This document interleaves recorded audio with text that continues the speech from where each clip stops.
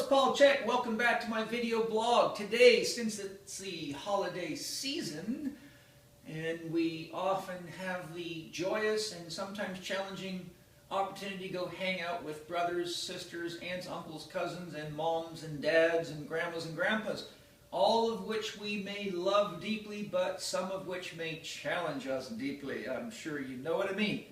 So I thought, since this is a very special time of year and many of us have history of pain in relationship with family members and often have angst about spending time with them, I thought I'd share some of the tips that I've learned along the way in dealing with my own pain and helping others.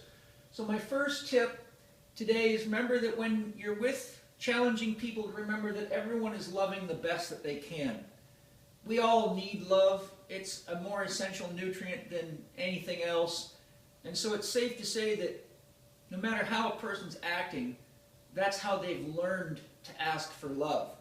Some of us learn how to ask for love in challenging ways because we had challenging parents. Oftentimes when we wanted to be loved or to connect, we were pushed away. And some of us learn to disconnect as a means of asking for connection, which is very confusing to others that don't have that sort of programming.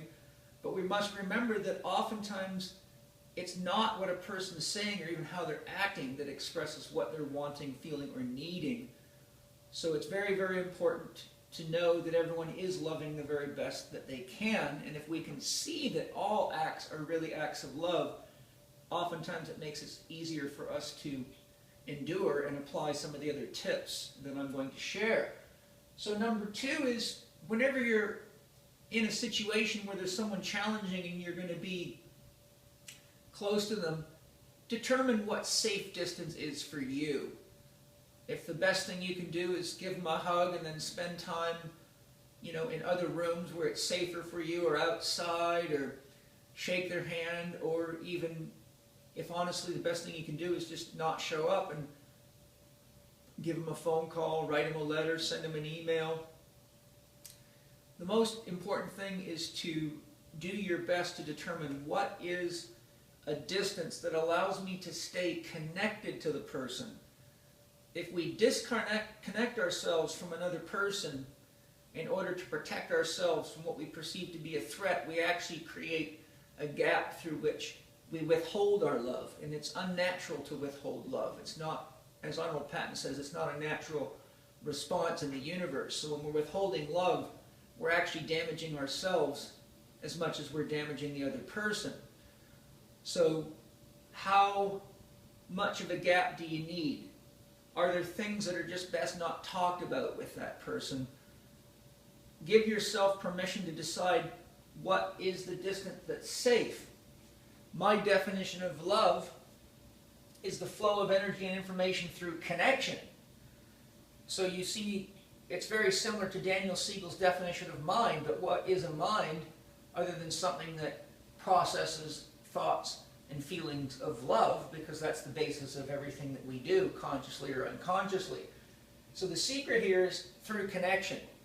If you need to put space between you and you can still love that person through an email or a letter or a phone call, the connection is still there. That may be the healthiest thing to do if you know that getting too close to somebody is volatile and leaves you feeling afraid that you may not be able to love effectively, or they may push you into a state where you act in ways that you yourself don't even find loving. Okay? Next, give empathy.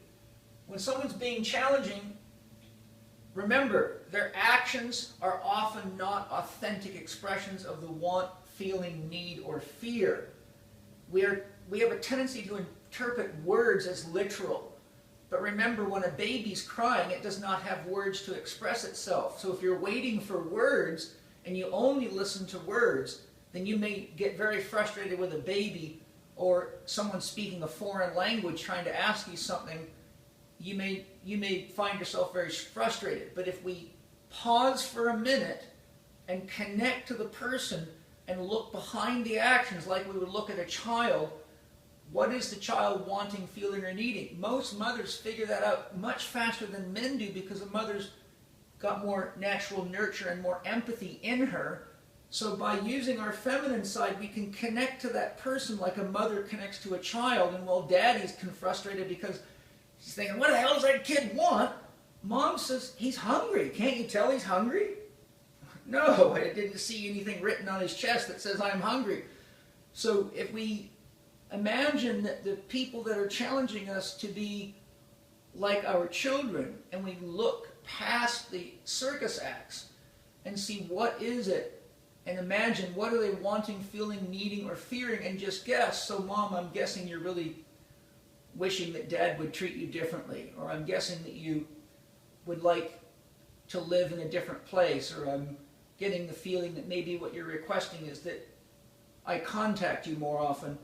Nobody minds correcting a guess, but if you say, Mom, you're so pissed off because, or you shoulda, woulda, coulda, or didn't, you will trigger a judgment, and that judgment acts to separate, and that produces more pain, so it's like putting gasoline on a fire. So go into foreplay.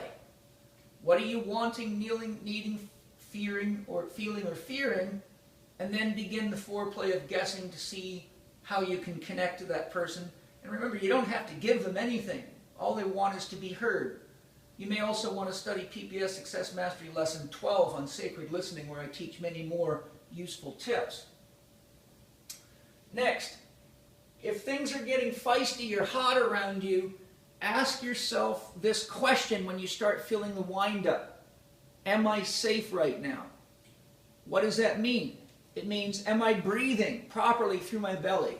Often we stop breathing in reaction to stressful situations, which excites the sympathetic nervous system and pushes us into a fight or flight reaction. So whenever you feel that you're being challenged, immediately say, I'm being reminded to breathe. That's what's happening. Take a nice deep breath. So first, am I safe means, am I breathing? 2, do I have food, safety, and shelter and access to water in my life? For most of us, that's yes. Do I have people in my life that love me? Remember, the person you're having the conflict with or challenge with is only one of potentially untold numbers of people that I would imagine love you. So if you have breath and you have safety and you have love, it means you have nothing to react to. You have everything to be present with. So see challenging people like a crossword puzzle or a Rubik's Cube, and instead of getting mad and throwing it across the room and making things worse, see them as an opportunity to go into the foreplay of empathy and identify the want, feeling, need, or fear, and you'll probably find that the relationship not only gets smoother, but you may actually touch someone deeply in their heart, and they may actually share with you what really is behind all the antics. And for the first time in a person's life, they might actually feel fully heard, and it could change that person just like that for the rest of their life. And it'll change you because you have now learned to love much more deeply in a much more humane, mature, and adult way. So always remember the little PPS adage that I teach my students. Ride the bike of relationships. When you're on a bicycle and you're steering the bike and someone's behind you, if you turn right and they lean too far, it can knock you off the bike. If you are trying to go to the right around a corner and they lean left, you may not go right. You might go straight off the road or hit a tree. So in my ride the bike concept, if someone's too fiery, leaning right, remember water controls fire. Fire is the masculine principle. So if they're fiery, then seek to find the feminine, the yin, the nurture inside of yourself, and lean a little bit to the left to help balance the bike. Think of it surfing. If there's a wave of emotion or a wave of anger, you need to be good on your board and stay on top of the wave. If you get knocked over by the wave, chances are you're going to get up swinging and the whole thing's going to go downhill and nobody's going to be riding bikes or surfing. Everyone's going to be drowning together. So remember, if there's too much heat, put some yin in there, some water, some coolness, some connection, some unbiased, non-judgmental listening. If someone's too yin or apathetic or depressed or non-participatory, try to create a safe environment for them to feel safe, nurture them, and offer acts of foreplay with open-ended questions that are easy to answer, that encourage them to express themselves or give you a little more male energy, a little more outward expression. So that's my method of riding the bike. And finally, number 6 is be responsible for your own inner joy. One of the challenges we have with family members is we often expect them, consciously or unconsciously, to make us happy, to make our holidays special, to make things right for us. We often have unrealistic expectations. We think that they should give us money or whatever. Those all create codependency. To be interested enough to heal your relationships means you're interested enough to learn to love yourself. So why not give yourself the gift of food, exercise, rest, playtime before you go be with challenging people, so you know you've taken responsibility for your own love. And then when you're in these situations, you're not sitting there wishing you were doing something for yourself instead of watching the fireworks go off. So take responsibility for your own love and ride the bike and have some empathy foreplay. Look for the unmet needs, fears, judgments, and love at safe distance. And remember, everyone's doing the best they can to love. We know that for a fact. Those are the tips that I use to the best of my ability. I'm still perfecting them, but you know what? You never get better till you start practicing. So, holiday season is here. It's practice time. I love you, and I'll see you soon. I'm Paul Chek.